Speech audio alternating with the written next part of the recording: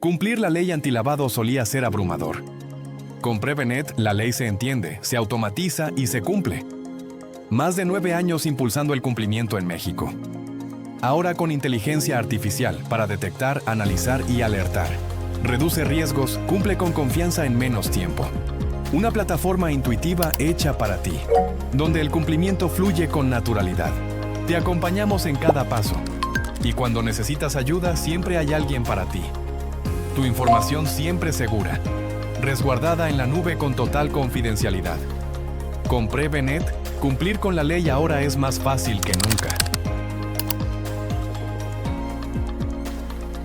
La reforma avanza. Y nosotros también. Nueva imagen. Nueva página web. Mayor protección. Actualiza la forma de realizar tu cumplimiento. Y descubre lo que Prevenet puede lograr por ti. Carga de manera masiva hasta 200 operaciones en menos de 3 minutos desde nuestro portal. ¿Cómo hacerlo? Entra a Prevenet. Dirígete a la actividad vulnerable contratada. Ve hacia la parte de operaciones y carga de Excel. Elige la opción de validar y guardar. Carga tu Excel previamente llenado. Válida si todos los datos son correctos. Y listo, podrás visualizar todos los registros en la parte operativa listos para generar tu informe. Fácil, rápido y seguro. Protege tus operaciones y optimiza tus avisos ante la ley con Prevenet. Analiza y valida de forma masiva tus operaciones ahorrando un 70% de tiempo para presentar tus informes. ¿Cómo hacerlo? Selecciona la actividad vulnerable de tu interés. Ve al sujeto obligado y en la parte de carga de Excel, selecciona la opción de validar para verificar la información. Con tu Excel previamente llenado, cárgalo y verifica los datos. Amplía el detalle de los errores para observar la falla. Corrige tu plantilla, vuelve a cargar los datos y si ya estás seguro de que no tiene errores, selecciona la opción de validar y guardar datos. Vuelve a seleccionar la plantilla corregida. Verifica que todas las operaciones son correctas y listo. Ya puedes proceder a generar tu informe. En Prevenet, los clientes no nos buscan solo para cumplir, nos buscan para tener control. ¿Sabes si ya superaste el umbral de aviso por acumulación? Con la LFP ORPI no basta revisar operación por operación. Debes analizar los últimos 6 meses. Pero con Prevenet lo ves en segundos. Tan solo entra a tu actividad vulnerable, selecciona el sujeto obligado y visualiza tu tablero. Los colores te dicen todo, sin color, sin riesgo. Amarillo, inicien a superar el umbral de acumulación. Rojo, ya debes presentar aviso. Azul, aviso enviado. Verde, aviso aceptado. Sin Excel, sin cálculos manuales, sin incertidumbre. Subes tus operaciones y el sistema te alerta automáticamente. Cumplir no debería ser complicado. Con Prevenet es automático, es seguro y es el original. Buenos días, me presento. Mi nombre es María Santillán, del equipo de Prevenet. En esta ocasión especial, en el marco dedicado al mes que se honra la lucha, la fortaleza y la voz de las mujeres, es un privilegio presentar a la maestra Alejandra Vallejo Percero, una líder referente en materia de prevención del lavado de dinero en México, licenciada en Contaduría, máster en Administración, con certificaciones de la CNBV y la UIF, respaldando una trayectoria sólida y comprometida con la integridad financiera. Además, consejera nacional de la Coparmex, impulsando una cultura de ética y cumplimiento que fortalece a nuestro país. Demos la bienvenida a una mujer que inspira, lidera y abre camino. Maestra Alejandra Vallejo Percero, un gusto. Hola, buenos días, María. Hola, buenos días a todos. Voy a enfocar un poquito más la plática a lo que es la función de la asesoría externa, de la auditoría externa de actividades vulnerables. Entonces vamos a platicar un poquito más de esto, ¿no? De cuál es el rol en qué favorece tener una mirada externa en toda esta parte del cumplimiento de prevención del lavado de dinero. ¿Por qué esta importancia? Porque, bueno, ya esta ley ya tiene varios años que entró en vigor y estamos hablando que son 12 años que entró en vigor y seguimos viendo muchísimo incumplimiento por parte de los sujetos obligados. Sí ha avanzado un poco, no creo que haya avanzado lo ideal, pero al final de cuentas sí vemos que no estamos preparados, los sujetos obligados no están preparados por el cumplimiento, no estaban preparados o no venían cumpliendo antes del 16 de julio del 2025, que fue antes que el día que se aprobó la reforma, no lo venían haciendo de una manera correcta. Y ahora con esta reforma que se publicó el 16 de julio, pues bueno, creo que sí estamos un poco más en aprietos, porque si no lo estábamos haciendo de manera correcta, ahora vienen y nos ponen muchísimas obligaciones adicionales y se está endureciendo bastante la parte de la revisión. Entonces, sí vemos problemas que vienen, los problemas que van a tener los sujetos obligados por falta de cumplimiento. Ya lo he platicado en otros webinars, pero bueno, ya desde el 2000, mediados del 2024, inicios de 2024, las visitas de verificación crecieron de una manera exponencial, ¿no? ¿Y qué es lo que trajo estas visitas de verificación? Una visión diferente. Es cuando el sujeto obligado se pudo dar cuenta que está en un incumplimiento severo y al final de cuentas la autoridad termina sancionando los incumplimientos. Y como ya lo han visto, bueno, el incumplimiento en esta materia es sumamente elevado. Multas por no presentar avisos de más de 1 millón de pesos. Muchas veces ni los sujetos obligados tienen ni siquiera generan ese importe de ingresos y van y les llegan multas de 3, 4, 5, 10, 40. Hace poquito se escuchó un caso de 720 millones de pesos en sanciones. Bueno, pues obviamente son impagables, ¿no? Y malamente cuando inició esta ley, y si hay contadores aquí no me van a dejar mentir, lo que pasó es que cuando se publicó esta ley, ¿y qué fue lo que hicieron los empresarios o los dueños de las empresas? Híjole, es un portal que maneja el SAT, son cosas que se tienen que presentar y casualmente se tienen que presentar el mismo día que vencen los impuestos. Ah, bueno, contador, tú encárgate de esto, ¿no? Entonces, sí creo que no es una materia que debe de ser enjaretada al contador que ve otras funciones dentro de la empresa, ¿no? Sí puede ser un contador o puede ser un abogado que se dedique, no te puedo decir de manera exclusiva a esta materia, porque si estamos hablando que el sujeto obligado es muy pequeño, sí puede ser más operaciones o puede llevar a cabo más trabajos o más labores dentro de la organización. Pero bueno, dependiendo del tamaño de la empresa o del tamaño o el número de actividades vulnerables que se lleven a cabo, a lo mejor sí se debe de tener un especialista, sea contador o sea abogado o sea administrador, que se dedique exclusivamente a estos temas. Y el hecho de que el mismo contador fue el que se encargó, que no hay capacitación suficiente, que los sujetos obligados no entendían la importancia de esta materia, bueno, ¿qué es esto es lo que ha venido haciendo que el cumplimiento no sea adecuado. Aquí lo que necesita la persona que se va a encargar de este cumplimiento es más que nada capacitación, muchísima capacitación para poderlo hacer de manera correcta. Es invertir en la capacitación el día de hoy, invertir en sistemas que te permitan llevar a cabo tu trabajo de una manera más sencilla, y con estos dos elementos sí poder realmente dar un valor agregado en el servicio que estamos prestando y poderlo hacer de manera adecuada para que no afecte el patrimonio de los sujetos obligados. ¿Qué es lo primero que tenemos que hacer? ¿O qué es cuando empieza una actividad vulnerable o cuando la empresa o el sujeto obligado detecta que pudiera estar llevando a cabo no una actividad vulnerable? Bueno, por eso tenemos que empezar, ¿no? Tenemos que poder identificar si si la persona física, la persona moral o la persona que actúa a través de un fideicomiso realmente está llevando a cabo una actividad vulnerable. Y esto es lo que detona todo, ¿no? Y lo ponemos así porque nos ha tocado ver muchísimo personas, tanto físicas como morales, que se dan de alta en este portal por el simple hecho de llevar a cabo el giro que señala el artículo 17. Hay que recordar que el artículo 17 nos señala 16, bueno, ahora 17 fracciones con esta quinta bis que agregaron, pero son muy claros en los umbrales. Lo que te dice es, si tú estás llevando a cabo esta actividad por estos importes, es cuando estás llevando a cabo una actividad vulnerable. Si no llegas a los importes, no es una actividad vulnerable. Entonces, ¿qué es lo que pasa? Que hemos detectado que hay sujetos dados de alta en el portal de actividades vulnerables que ni siquiera las están llevando a cabo. ¿Y qué es lo que ocasiona esto? Bueno, al momento que tú te das de alta en este portal, tú ya tienes obligaciones que cumplir. Y al día de hoy la autoridad revisa estés llevando a cabo una actividad vulnerable o no. Lo que hace el SAT para llevar a cabo estas visitas de verificación es, a ver, la UIF le informa si ellos detectan que hay incumplimientos o no.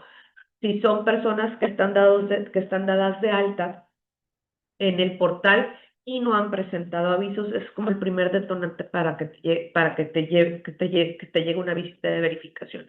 Entonces, si tú no estás llevando a cabo una actividad vulnerable y te diste de alta, tú ya estás en posibilidades de que te revisen y que te sancionen por algo que ni siquiera estabas obligado a hacerlo. Entonces, lo primero que tenemos que hacer, tanto nosotros, asesores, auditores y dentro de la misma empresa, deben de detectar si efectivamente están llevando a cabo una actividad vulnerable. Y de esta forma determinar si debo de estar, si no me he dado de alta y si llevo a cabo la actividad vulnerable, bueno, me debo de dar de alta en este portal antilavado y empezar a cumplir. También debemos de poder identificar si mi cumplimiento es a partir de hoy o ya tengo tiempo que estoy llevando a cabo la actividad y no la he cumplido de una manera adecuada. Entonces, para esta parte sirven los diagnósticos de cumplimiento. Lo primero que uno tiene que hacer es, ok, yo ya detecté que estoy llevando a cabo una actividad vulnerable, ¿desde cuándo la estoy llevando a cabo? Recordemos que la autoridad tiene 5 años para poder revisar el cumplimiento en esta materia, entonces yo tengo que voltear a ver a mi empresa, a la empresa que estoy asesorando, a la empresa en la que estoy trabajando, yo tengo que voltear a ver los últimos 5 años y ver si durante esos 5 años yo he llevado a cabo una actividad vulnerable o no. Si ya se detectó que efectivamente yo llevo a cabo una actividad vulnerable y la estoy llevando a cabo y la estoy llevando a cabo desde hace tiempo y no he hecho nada en esta materia, bueno, yo debo de analizar si estoy en posibilidades de regularizarme o no estoy en posibilidades de regularizarme. No todas las actividades vulnerables van a tener la oportunidad, no la oportunidad, sino todas las actividades vulnerables van a poder llevar a cabo una regularización de una manera adecuada. Recordemos que esta normativa te pide que antes de que llevemos a cabo una operación vulnerable, yo debo de solicitarle ciertos datos y ciertos documentos a mis clientes. Si yo no lo hice en su momento, muchas veces se complica pedirlo más adelante. Claro, depende de qué actividad vulnerable estés realizando, ¿no?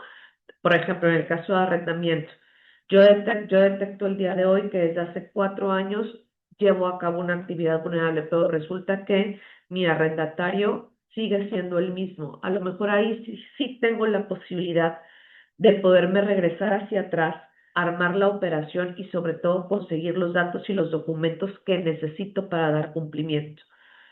Cosa diferente a lo mejor va a ser en una joyería. No es lo mismo que el día de hoy yo detecte que llevo a cabo la actividad vulnerable de joyas y vea que hace 4 años le vendí un reloj, llevé a cabo una operación vulnerable con determinado cliente. ¿Qué pasa si mi cliente no es frecuente? ¿Qué pasa si yo ya no puedo localizar a mi cliente? O sea, a lo mejor ahí, dependiendo el tipo de actividad, se me puede llegar a complicar la regularización, pero porque no voy a estar en posibilidades de obtener todos los datos y todos los documentos. Pero eso no quiere decir que no lo intente, ¿no? Al final de cuentas, yo para poder decidir regularizarme tengo que tener un panorama completo. Yo debo de ver qué es lo que no he hecho en estos últimos 5 años y antes de tomar la decisión de, ok, ya me doy de alta y ya me voy a dar de alta, le voy a avisar a la autoridad y voy a ver y voy a empezar a regularizarme, ese es el error. Primero debo de tener yo un programa de regularización establecido que me diga, ok, cuáles son todos los incumplimientos que he tenido y una vez que detecte todos los incumplimientos que he tenido, ver qué porcentaje voy a poder regularizar. Y una vez que yo tenga ese porcentaje de regularización, tengo que cuantificar mi riesgo, tengo que ver de cuánto estamos hablando. Y una vez que yo tenga eso, debo de tomar la decisión si lo voy a hacer o no lo voy a hacer.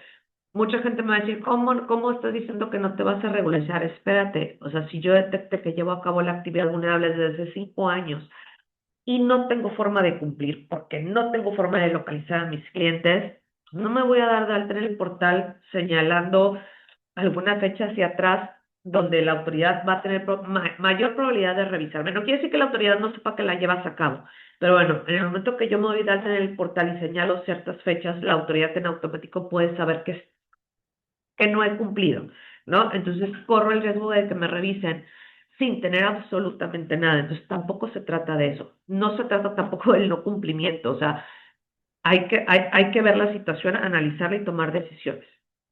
O a lo mejor voy a decidir empezar a cumplir a partir de ahorita, pero necesito saber qué riesgo tengo, ¿no? Al final de cuentas, si no cuantificamos el riesgo, no vamos a saber de qué estamos hablando. No es lo mismo tener un riesgo de que me sancionen por 1 millón de pesos o tener un riesgo que me sancionen por 50, 100 o 200 millones de pesos, ¿no? Entonces, sí necesitamos cuantificar de cuánto estamos hablando antes de tomar las decisiones. Este, en la parte de la regularización, ahorita tenemos un punto muy importante con la reforma. Bueno, siempre debió de ser así, nada más que el SAT en una visita de verificación no lo aplicaba. ¿Qué pasó con esta reforma o por qué viene ahorita o por qué ahorita toma relevancia esta parte de la regularización? Es porque se modificó el artículo 55 de la ley.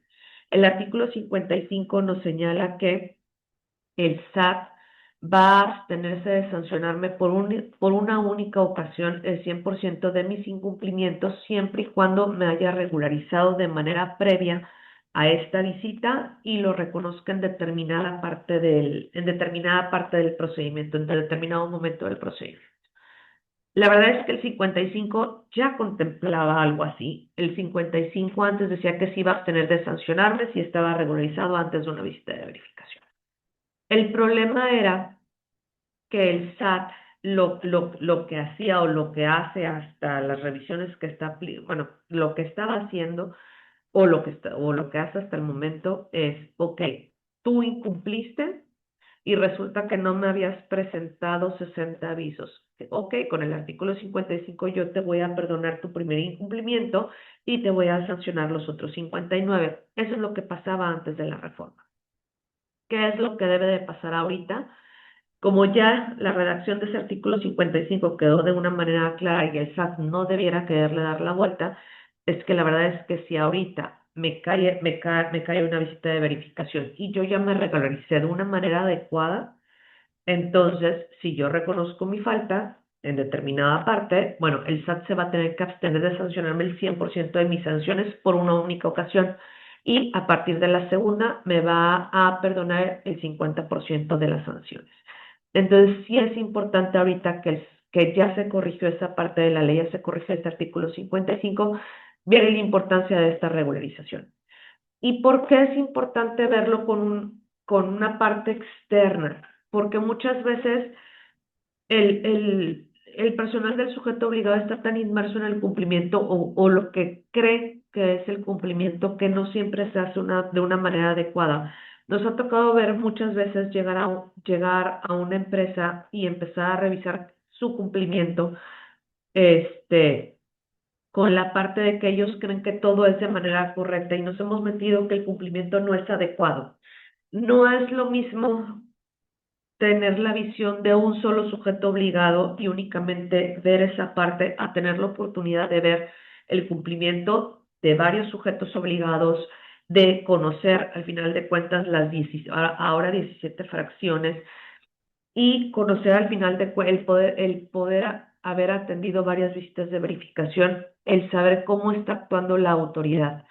Entonces, muchas veces hay diferentes formas de hacer una regularización y el chiste es determinar cuál es la mejor regularización que le toca a cada sujeto obligado para que si un día nos llega una visita de verificación, primero tratar de que nos condonen el 100% de las sanciones y en caso de que no sea posible, bueno, que nos impongan el menor número de sanciones. Y esta parte únicamente la vas a poder lograr con asesores especializados en la materia.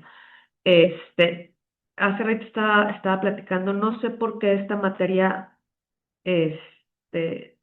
nos ha tocado ver que no ha existido una especialización ni en el gremio, ni abogados ni contadores. Realmente no hay un gran número de profesionistas que les haya interesado la materia o que realmente hayan profundizado en la materia.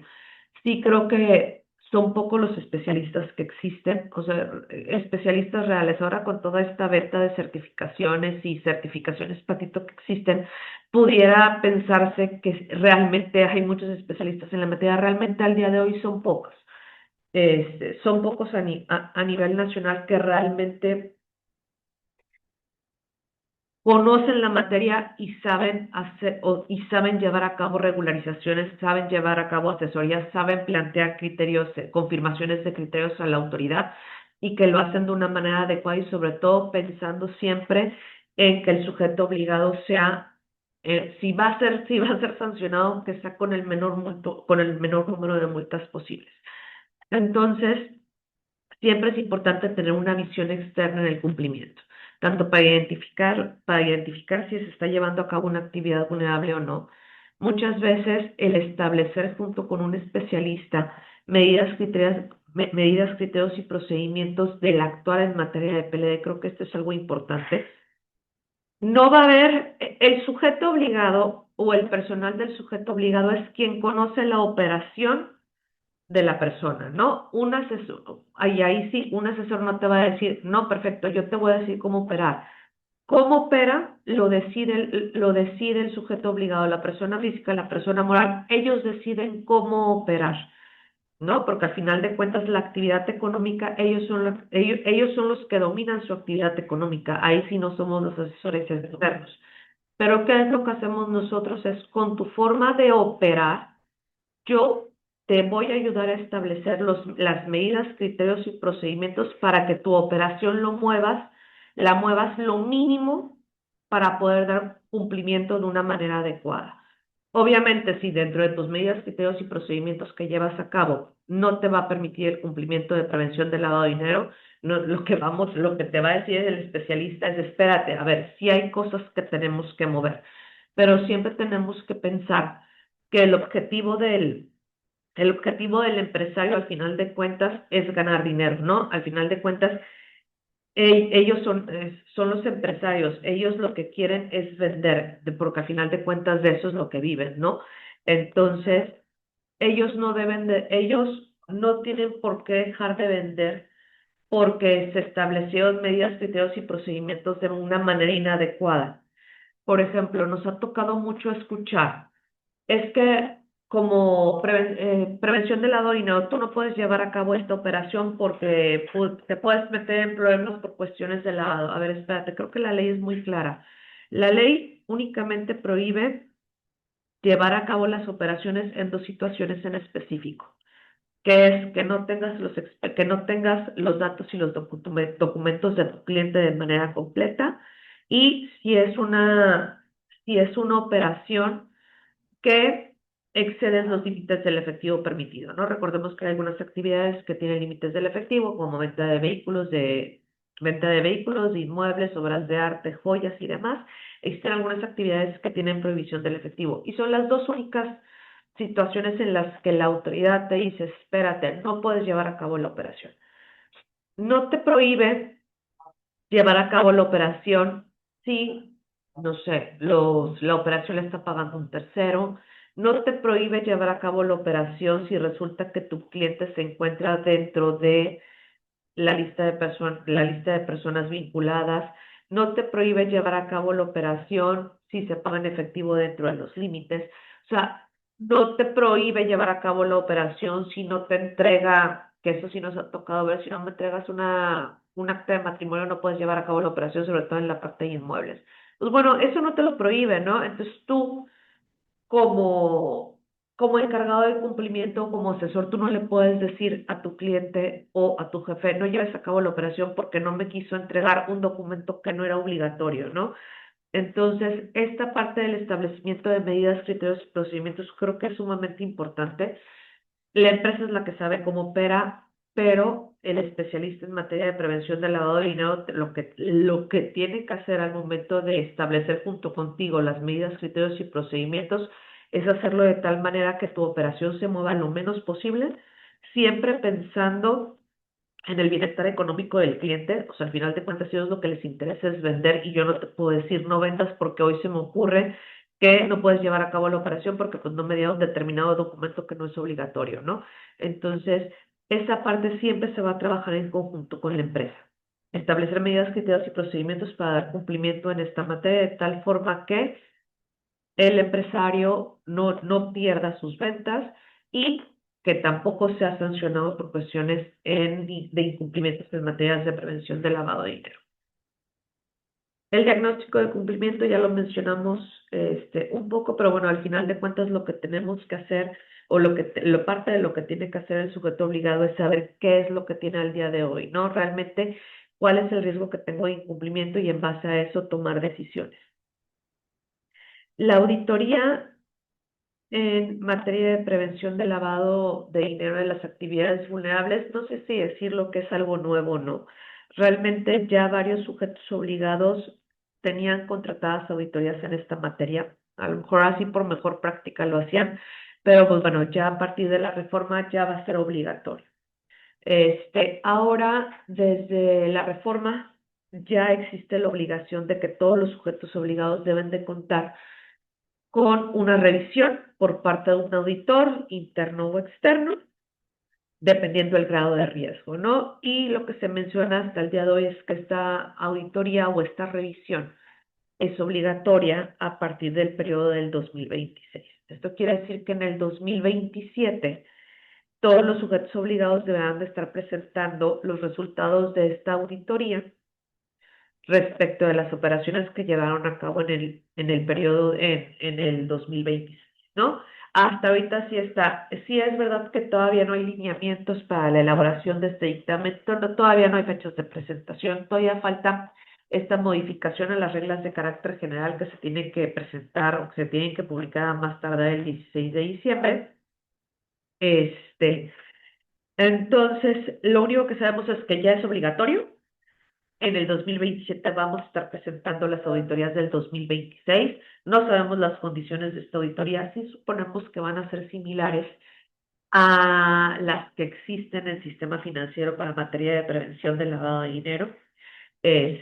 No van a ser iguales, pero bueno, deben de ser, en algo se deben de parecer, ¿no? Nada más esperemos que no se parezcan en los plazos, porque si van a vencer en febrero, sí nos van a trozar a varios. Pero bueno, y al final de cuentas, el objetivo de esta auditoría, yo creo que el principal objetivo de esta auditoría no es de ir con chismosos a la autoridad para ver cuáles son los incumplimientos. Realmente esta auditoría lo que va a buscar o lo que pretende buscar es que los sujetos obligados mejoren su cumplimiento. Ok, a mí ya me detectaron que tengo este incumplimiento. Aquí normalmente los incumplimientos se deben a que no se establecieron medidas, criterios y procedimientos de una manera adecuada, porque normalmente el mismo error lo van repitiendo varias veces, ¿no? Resulta que los expedientes no están integrados y casi siempre falta la misma documentación, ¿no? Porque no se tienen esos criterios y medidas bien establecidos. Entonces, lo que pretende esta auditoría es que el sujeto obligado conozca sus incumplimientos y a partir de ahí haga planes de remediación, ¿no? Al final de cuentas, supongo que dentro de esta auditoría va a haber un plan de remediación. Yo le voy a decir a la propia autoridad, porque así es el sistema financiero, cuál es mi plan para corregir todos estos incumplimientos que me hicieron. Y el objetivo es que a partir de ahora ya no los tenga, porque yo ya sé cuáles son los incumplimientos que tengo, yo ya detecté cuál es el criterio que no tenía establecido de una manera correcta o en qué parte del proceso fallé, yo ya lo voy a tener detectado y bueno, eso me va a permitir corregir mis criterios y mis procedimientos para que el error ya no siga pasando, ¿no? Sí es verdad que esta auditoría se le va a presentar a la autoridad. ¿Cómo va a reaccionar la autoridad respecto de los resultados de estas auditorías? No lo sé. A mí me preocupa a lo mejor un poco que el SAT, al final de cuentas, no ha podido quitarse esta cachucha de ser fiscalizador, ¿no? Eso me preocupa un poco. realmente espero que sí se respete el sentido de esta auditoría. Al final de cuentas, el objetivo no es sancionar al sujeto obligado. Al final de cuentas, el objetivo en esta materia, y lo dice el SAT así nada más en sus pláticas, pero pues no lo he visto que lo lleve a cabo. El objetivo de estar verificando el cumplimiento en esta normativa es que el sujeto obligado tenga una mayor conciencia del régimen de prevención del lavado de dinero y ayudarlo a cumplir. Se supone que el objetivo de la autoridad no es sancionar al sujeto obligado, sino lo que busca es realmente prevenir el lavado de dinero. Pero bueno, eso como que nada más lo escuchamos de habladas, porque al final de cuentas lo que vemos que hace el SAT en una vista de verificación es tratar de multar a diestra y siniestra, ¿no? Porque sí nos ha tocado ver de repente que imponen sanciones que no existen. Entonces, ¿cómo es posible que el SAT en las pláticas que da venga y diga que su objetivo es prevenir el lavado de dinero y en ningún momento su objetivo es sancionar al sujeto obligado cuando de repente volteas y ves que hay una imposición de sanción porque no entregaste la hoja donde la hoja en donde solicitaste la firma electrónica al SAT? Espérate, ¿eso qué tiene que ver con el cumplimiento de materia de PLD? Entonces, sí me preocupó un poquito qué es lo que va a hacer el SAT con el resultado de estas auditorías, pero bueno, esperemos que realmente sí, cumpla con su propósito, ¿no? Y ahora, la parte de esta auditoría, ahorita como lo menciona el artículo 18, se va a poder hacer con un auditor interno o con un auditor externo. Todo depende del grado de riesgo que el propio sujeto obligado se determine, ¿no? Entonces, si yo como sujeto obligado, yo determiné que me encuentro en un riesgo bajo o en un riesgo medio, determinando ese riesgo como la posibilidad de que mi cliente utilice dinero ilícito en la operación que está llevando a cabo conmigo, el riesgo que me utilicen a mí como sujeto obligado para que el otro lave la lana. Entonces, determinando ese grado de riesgo, si yo determiné que mi riesgo es bajo o es medio, yo voy a poder decidir si mi auditor es interno o mi auditor es externo. Ahora, si yo determino como sujeto obligado que mi grado de riesgo es alto, sí o sí tiene que ser un auditor externo. Y ahora es cuando es riesgo alto, pues sí o sí es una auditoría externa, ¿no? Pero ¿qué va a pasar cuando mi riesgo es bajo o es medio? No tenemos ahorita o no sabemos ahorita cuáles van a ser los requisitos para ser un auditor en esta materia. Yo quiero pensar que van a pedir que el auditor en esta materia deba contar con un certificado por parte de la Unidad de Inteligencia Financiera, ¿no? Allá por ¿qué fue? ¿2020? No, 2019. 2020. Entonces, no sé si 2019 o 2020. Creo que 2020 modificaron la ley y, bueno, perdón, modificaron las reglas de carácter general y se creó este artículo en donde mencionan la auditoría en materia de la certificación en materia de prevención del lavado de dinero que va a otorgar la UIF. En noviembre del 2020, gracias Reina, en noviembre del 2020, pues se agregó el artículo 34 bis donde nos habla acerca de esta certificación. Esta certificación que a las reglas de carácter general, al día de hoy contempla que va dirigida a los propios sujetos obligados o al encargado de cumplimiento, ¿no?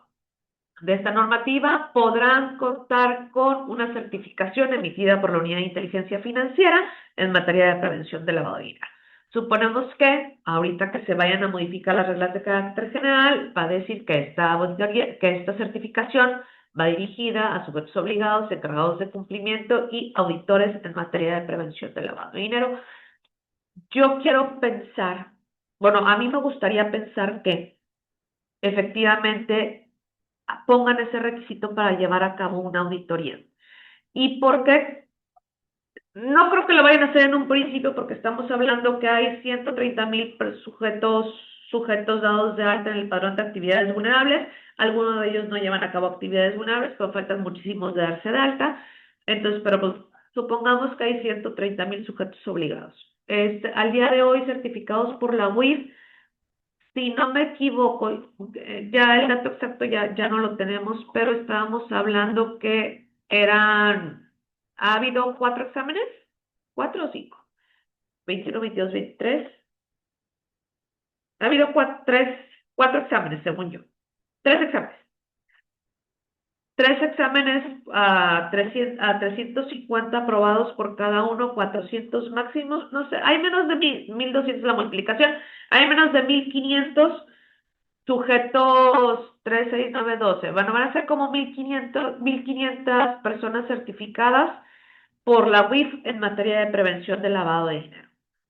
2000 y ya me estoy yendo muy, muy alto, ¿no? Porque sí estamos hablando alrededor de 350 por cada examen que estaba aprobando. Entonces, póngale, 1500 auditores en materia de prevención del lavado de dinero, 1500 personas certificadas en materia de PLD por parte de la UIF.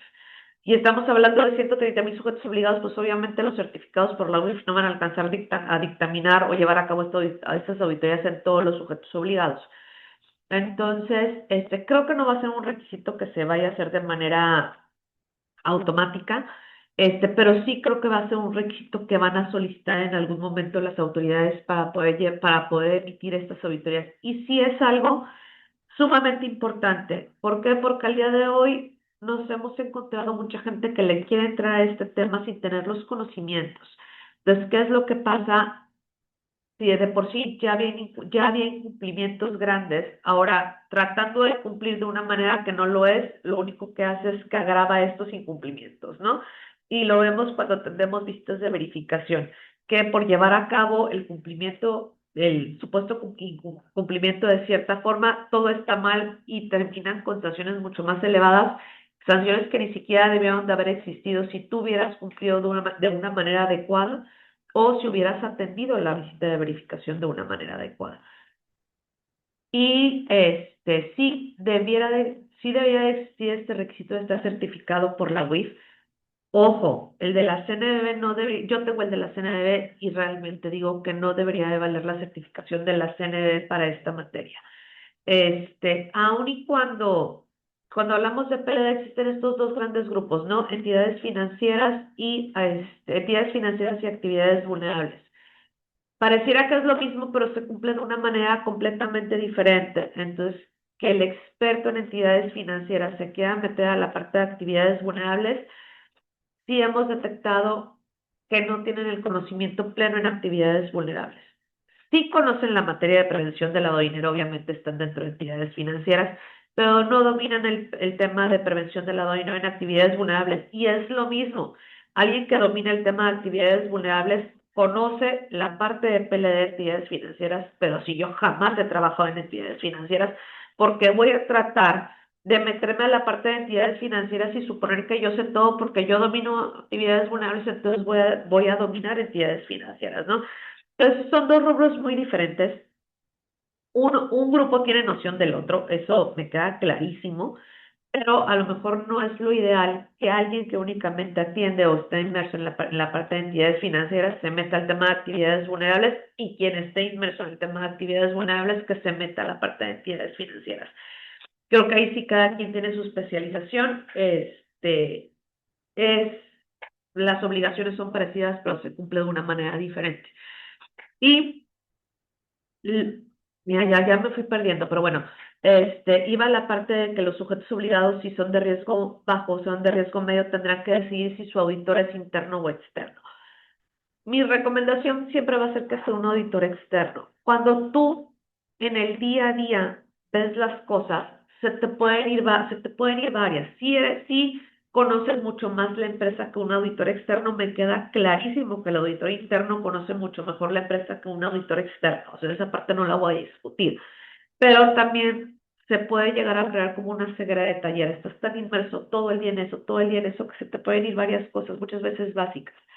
Entonces, que venga un auditor externo, un asesor externo a evaluar cómo estás llevando a cabo el trabajo.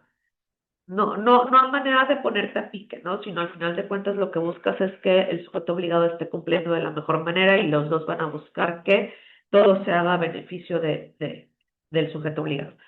Pero Sí puede llegar, sí hemos detectado que cuando llega una persona externa, sí detecta cosas que ya no las estaban viendo acá. Detecta errores en medidas, errores en criterios, errores en procedimientos que ya el auditor interno pudiera no ver.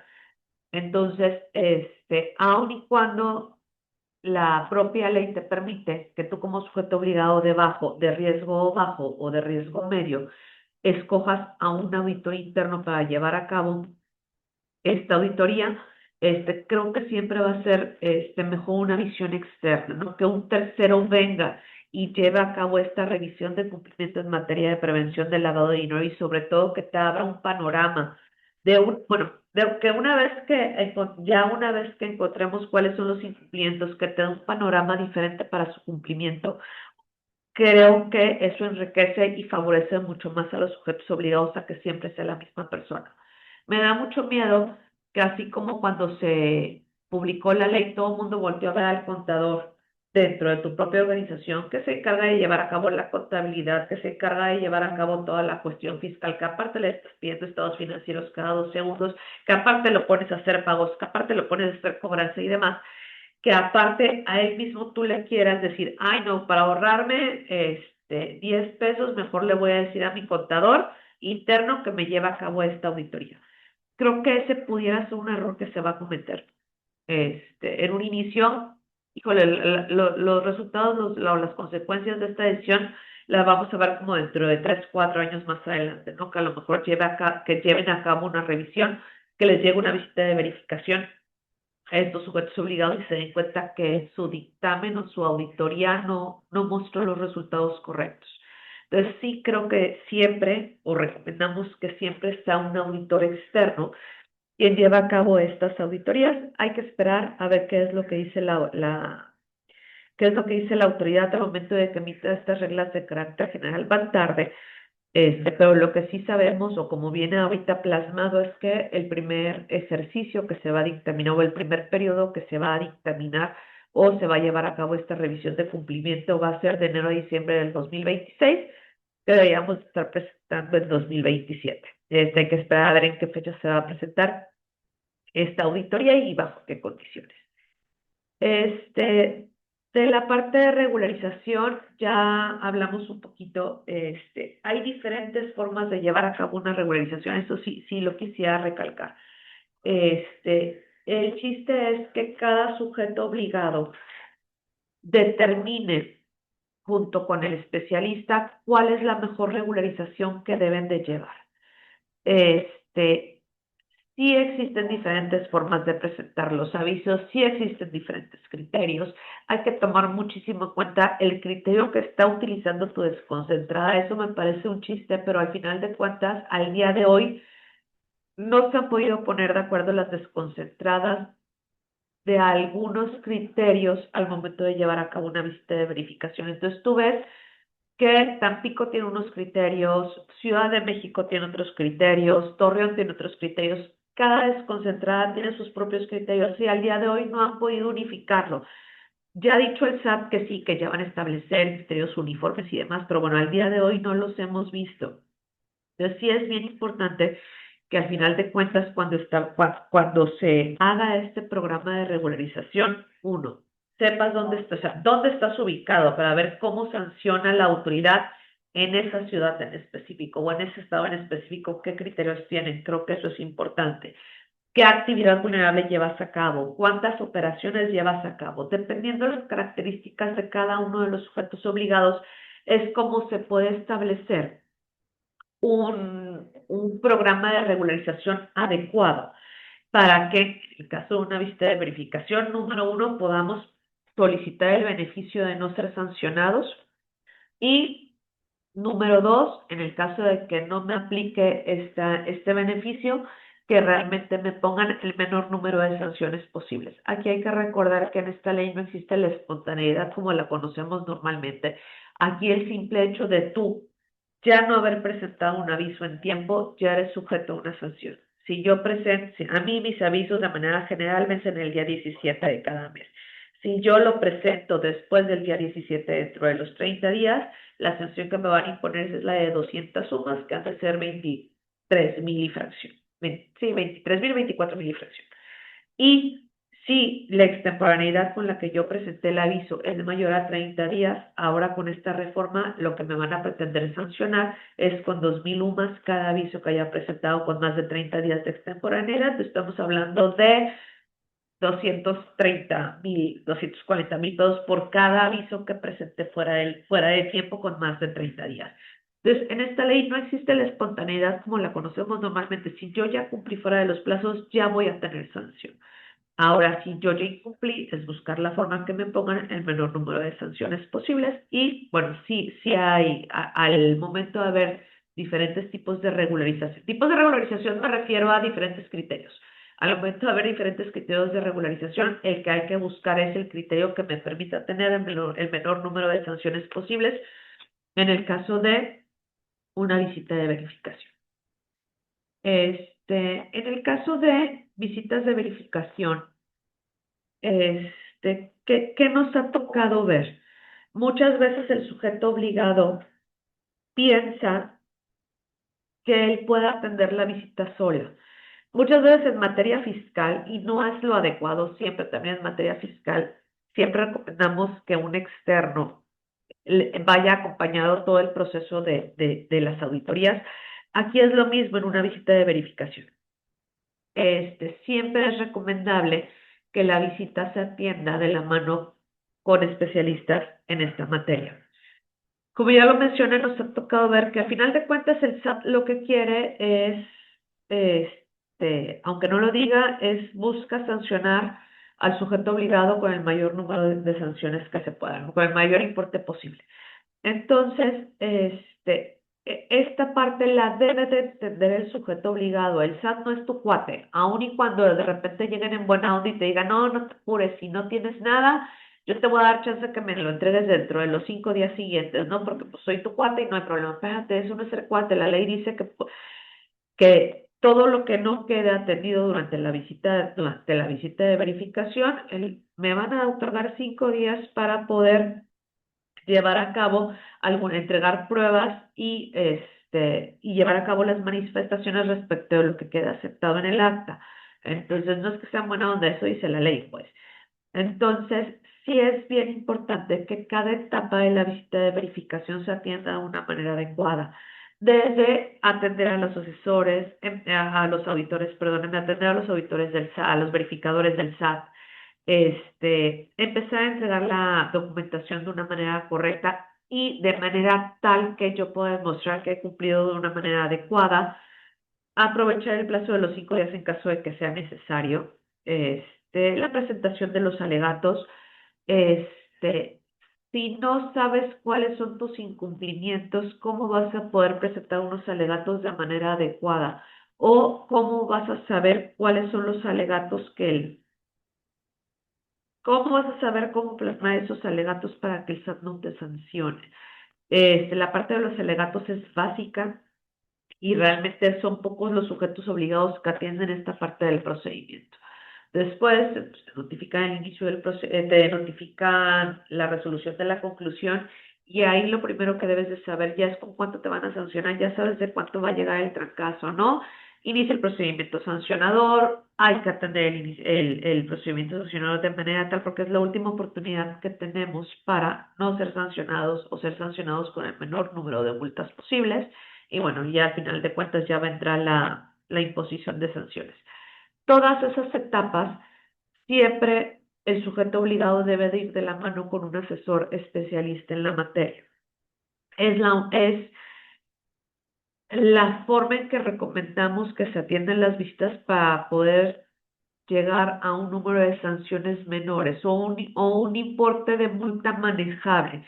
Ya sabemos que después de que terminan las visitas de verificación y una vez que te notifican las sanciones, bueno, vas a poderte llevar a un juicio toda esta parte y aún así puedes defender las sanciones que te imponen.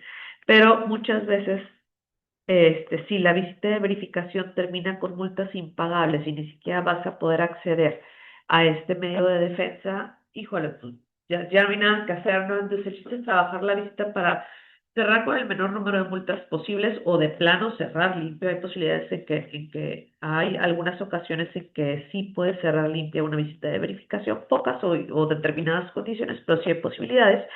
Este, Terminar con el menor número de sanciones posibles para poder acceder a un medio de defensa en caso de que decidan pelear las multas restantes.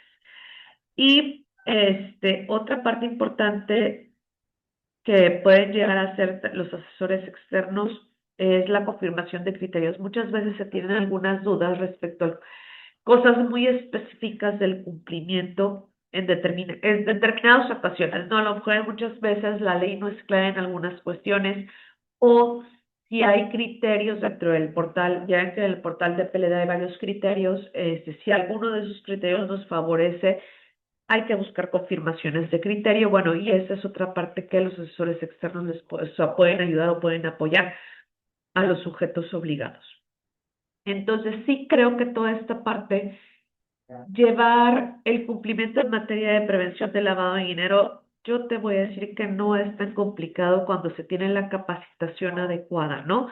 Un encargado de cumplimiento bien comprometido y bien capacitado, por supuesto que puede llevar a cabo bien su chamba, ¿no? Al final de cuentas, por eso los contratan.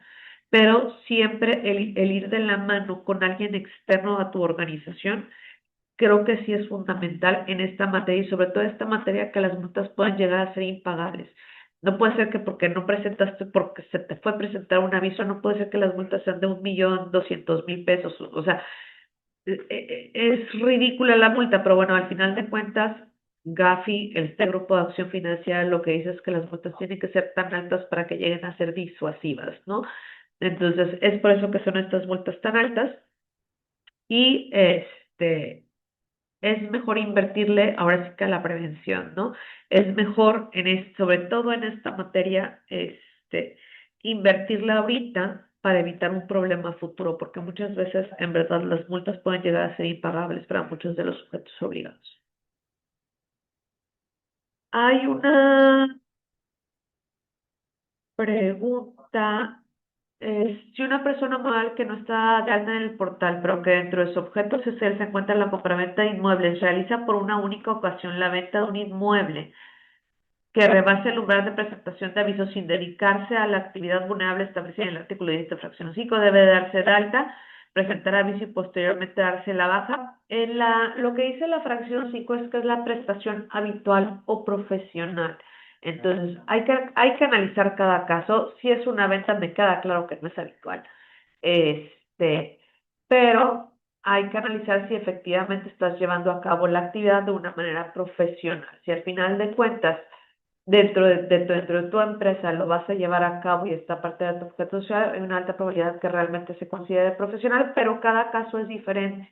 Entonces, ahora sí, para dar una respuesta, siempre es importante ver el caso en concreto, antes de tomar una decisión.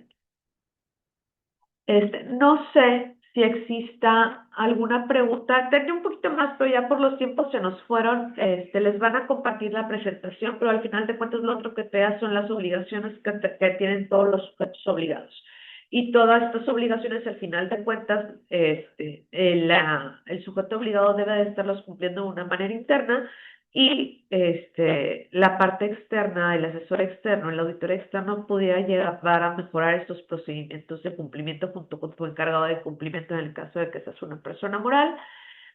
Las nuevas obligaciones, el enfoque basado en riesgos, los procesos de selección y capacitación, los mecanismos automatizados y la auditoría. De la auditoría ya estuvimos hablando.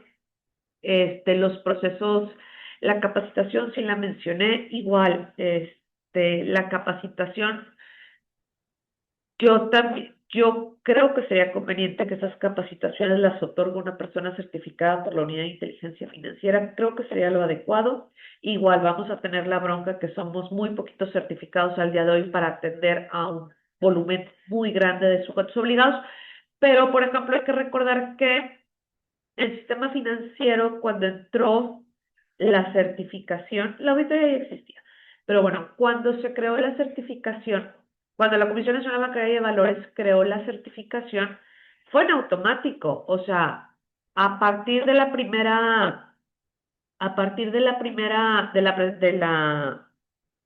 a partir de que se hizo el primer examen de certificación, ese año las auditorías tenían que ser elaboradas por auditores certificados. Si no pasaste el primer examen, bueno, eran dos en un año, ¿no? Si no pasabas esos dos exámenes, no, bueno, sí, si no pasabas el primero, porque el primer examen fue en agosto del 2015 y en octubre del 2015 tú tenías que decir quién era tu auditor. Entonces, si no pasabas ese primer examen, híjole, ya no podías dictaminar ese año, ya no podías llevar a cabo auditorías en el sistema financiero. Esos fueron en automático. Se creó la certificación. Ahora sí, todos los auditores tienen que estar certificados para poder llevar a cabo estos dictámenes. Para el oficial de cumplimiento fue un poquito más lento. Hasta ahorita creo que nada más en tres tipos de entidades financieras y por aquí alguien de financiero me puede ayudar. Únicamente en tres tipos de entidades financieras es obligatorio que tu oficial de cumplimiento esté certificado. En todas las demás es optativo, claro. Por mejores prácticas ya todo el mundo quiere oficiales de cumplimiento certificados, pero al final de cuentas es obligatorio en tres tipos de entidades y para las demás es recomendable que esté certificado, pero para el auditor, para todos los auditores es obligado, ¿no? Es obligatorio contar con esta certificación. Esperemos que acá el SAT también establezca que sea obligatorio contar con la certificación de la UIF, pero también pues la UIF se tiene que aprobar un poquito más y llevar a cabo más exámenes durante el año para poder alcanzar, para que los auditores alcancen para el mundo de sujetos obligados que existen en actividades vulnerables. Menciona la certificación general del instituto es válida para dictaminar a GAF. ¿Crees que la certificación del IMCP en PLD puede aceptarle el SAT? Yo creo que no la va a aceptar, así como tampoco creo que vaya a aceptar la de la Comisión Nacional Bancaria de Valores. ¿Por qué lo menciono? Cuando se creó la certificación de la UIF fue cuando estaba de titular Santiago Nieto. Él fue muy contundente. Va mi certificación porque va mi certificación y ninguna asociación ni ningún organismo va a interferir con mi certificación. Es la mía. Yo no voy a validar ninguna otra. Y así fue como se creó la certificación, cuando se creó la certificación de la UIF. Y ver, a ver, también si yo fuera UIF, espérate, ¿por qué te voy a ceder mi certificación? Para empezar, le voy a ganar menos, ¿no? Porque al final de cuentas, parte de esa certificación de cierta forma le da ciertas utilidades, no sé, alguien gana dinero por esas al imponer esas certificaciones, entonces como por qué yo voy a regalar mi certificación a una asociación y ni siquiera a la Comisión Nacional Bancaria de Valores. Entonces yo creo, y sí creo que es lo correcto, que la UIF sea quien te esté certificando. A ver, también una certificación no te va a dar no te va a dar en automático todos los conocimientos necesarios para poder llevar a cabo esta materia. Una certificación lo único que te dice es que la persona que tiene esa certificación tiene los conocimientos mínimos necesarios para poder asesorar en esta materia, no para poder dictaminar en esta materia. Entonces, es un pedacito que jala, pero yo creo que si alguna certificación va a ser obligatoria, va a ser la de la UIF. Mencionan de cuántas sumas es la multa por no contar con información del beneficiario controlador de los clientes. Debe ser una sanción de 200 UMAS, pero en muchas ocasiones la autoridad sanciona este incumplimiento doble, porque te puede llegar a decir, no tienes la constancia o no tienes la manifestación del beneficiario controlador y adicional no tienes el expediente completo porque no, era también un documento que tenías que tener en el expediente. Entonces, la sanción por no contar con la información del beneficiario controlador de tus clientes es de 200 sumas, pudiéndotela poner doble, dependiendo de la desconcentrada que te esté revisando y cómo atiendes la visita de verificación. Agradecemos profundamente, maestra Alejandra Vallejo, por su tiempo, su conocimiento y la inspiración que hoy nos deja. Su aportación fortalece nuestra visión y nos impulsa a seguir avanzando con convicción. Gracias también a Prevenet por abrir en este espacio que nos permite compartir información de valor y continuar creciendo como comunidad, comprometida con la ética y la prevención. Los invitamos a estar atentos a nuestras redes sociales. Agradecemos todos su presencia. Con esto damos cierre a nuestro webinar de hoy. Que tengan excelente día. Gracias a todos.